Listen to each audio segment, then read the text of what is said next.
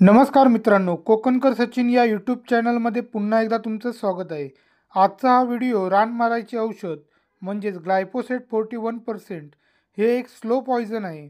याचा रिझल्ट यायला 7 ते 8 दिवस लागतात. तर याबद्दल मी तुम्हाला आज माहिती सांगणार आहे की याचा वापर कसा करावा. आता याची आपण फवारणी एका रानावर घेऊन बघूया. या रानावरती मी ग्लायफोसेट 41% 16 लिटरला 100 मिली या प्रमाणात वापरलेलं आहे. आता याची 2 दिवसानंतरची कंडिशन बघूया. हे बघू शकता 2 दिवसानंतर याची कंडिशन अशी झालेली आहे आणि 5 दिवसानंतर जवळपास हे रान नष्ट झालेलं आहे.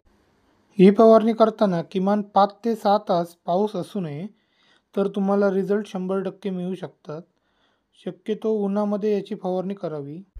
जास्त वारा असल्यास याची फवारणी करू नये, कारण त्यामुळे तुमची इतर झाडे देखील डॅमेज होऊ शकतात.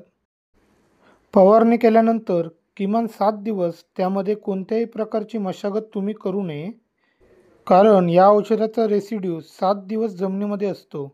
त्यामुळे 7 दिवसानंतर कोणत्याही पिकाची मशागत तुम्ही करू शकता.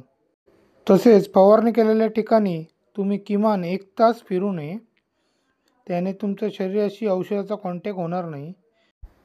फवारणी करतेवेळी असं पाठीमागे जाऊन तुम्ही फवारणी करणं गरजेचं आहे. त्यामुळे शरीराचा कोणताही भाग औषधाच्या कॉन्टॅक्टमध्ये येत नाही.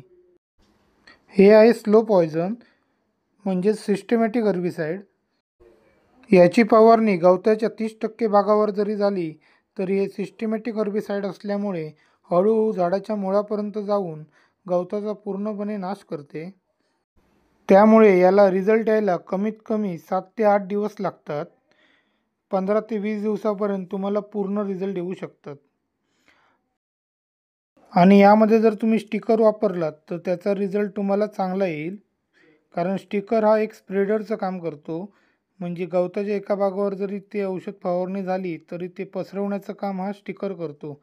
तसंच जर पाऊस पडला तरी ते औषध चिकटून राहण्यासाठी स्टिकर मदत करतो. त्यामुळे शक्यतो स्लो पॉयझन वापरताना स्टिकर वापरणं गरजेचं आहे. हे औषध हवं असल्यास खाली दिलेल्या व्हॉट्सॲप नंबरवर मेसेज करा.